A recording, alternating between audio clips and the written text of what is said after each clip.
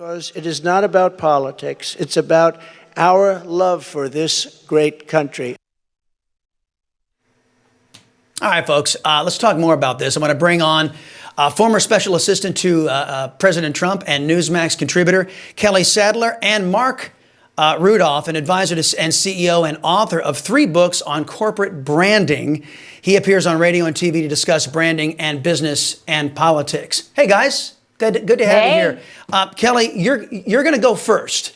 Kelly, okay. I want you to tell me what you thought of President Trump's speech last night.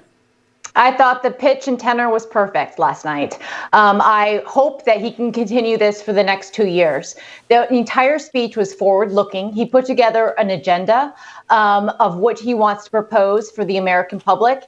He spoke in the terms, just like the clip you just saw. It wasn't about Trump. It was about the American people. It was about American families, American workers, American businesses, much akin to his 2015 announcement speech when he talked about the forgotten men and women in America, which actually propelled him to victory in 2016. He put together some great proposals, some great ideas, like if he gets reelected into office, he's going to get rid of all Joe Biden's COVID-19 mandates. Everyone who was fired from the military will be reinstated with back pay, as well as his personal apology.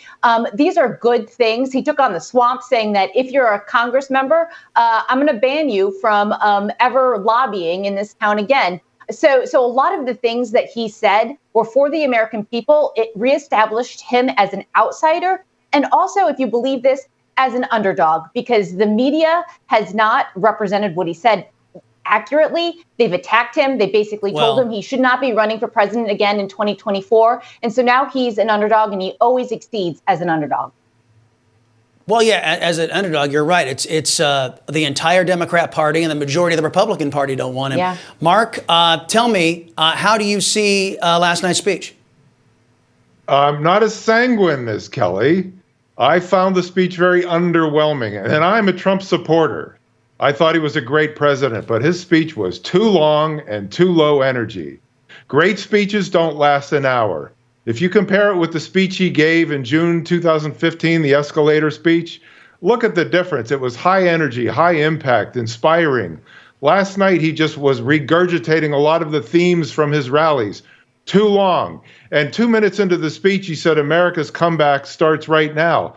That should have been the last line of the speech. I was on 2 days ago with Bob Sellers, and I said his speech should be 15 minutes tops, followed by Q&A.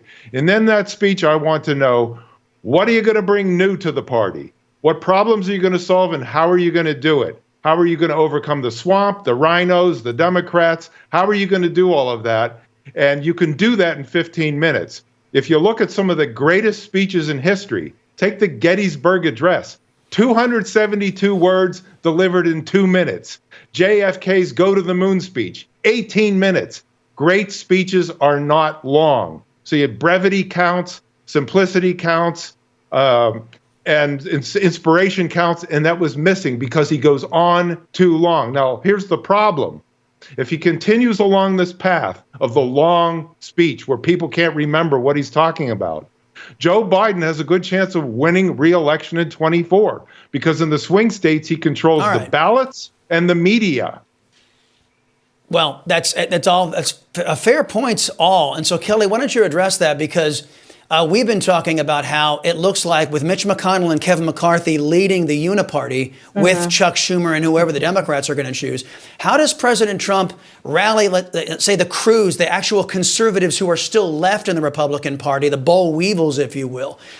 Where is that vision and how to turn that into an electoral victory? Plus, look at all the hills you got to climb with all this nonsense that has been implemented since the China virus in voting.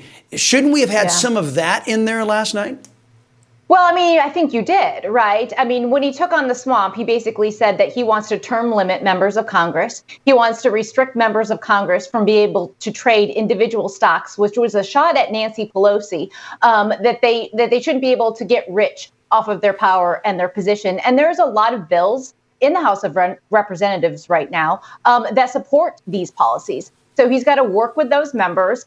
to bring forward some of these bills and have Nancy Pelosi or have Joe Right. Biden say, no, I want members of Congress to be able to trade off of their insider information and get rich off of their stock trades. I think this is an easy win, and it's something that the American public recognizes as corrupt, and they want this corruption Right. taken on. Well, Mark, okay, I've only got about 45 seconds, but I want you to, if you were advising President Trump, again, it's a long time now until 2024. I can't even believe we're having this conversation. We haven't even decided the midterms, but it's out there. So if you were advising President Trump, what would you tell him? Well, I'd say, look, if I'm from Pennsylvania, if we can send a guy with mashed potato for brains to the Senate, this country can reelect Joe Biden. And I'm not, and that's no joke.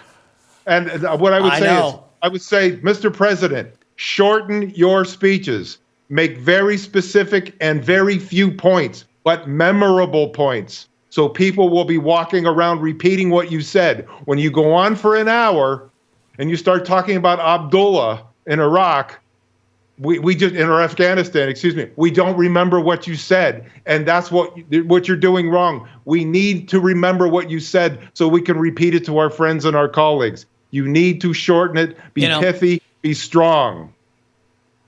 Yeah, President Trump has never been on my TV show. He's been on my radio show, but he's never been here on TV. And if I ever had him, I would say, you know what?